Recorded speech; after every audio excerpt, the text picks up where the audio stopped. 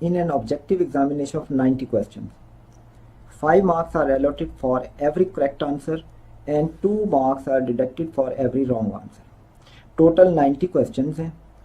हर correct answer का जो कोई भी टेस्ट टेकर देता है उसको 5 मार्क्स मिलते हैं अगर वो सही आंसर देता है, और 2 मार्क्स डिडक्ट हो जाते हैं अगर वो रॉन्ग आंसर देता है. After attempting all the 90 question, a student got a total score of 387. Find the number of questions that he attempted wrong. 90 question किए और उसका स्कोर आया 387. आपने बताना है कि उसने कितने क्वेश्चन गलत किए.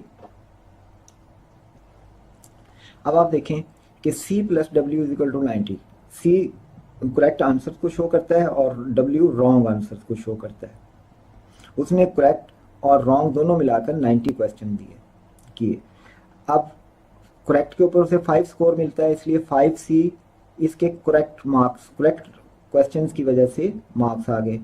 माइनस 2W, W हर रॉन्ग के ऊपर 2 मार्क्स मिलता है और W नंबर ऑफ क्वेश्चन है जो उसने रॉन्गली अटेम्प्ट किए, इसलिए 2W टोटल मार्क्स जो रॉन्ग की वजह से उसे मिले या डिडक्ट हुए. तो ये इक्वल है 387 क्योंकि उसका नेट स्कोर जो आया 387 आया. अब पहली इक्वेशन से हम C की वैल्यू इधर पुट कर देते हैं. C is equal to 90 minus W. तो 5C की जगह आ गया 90 minus W minus 2W is equal to 387.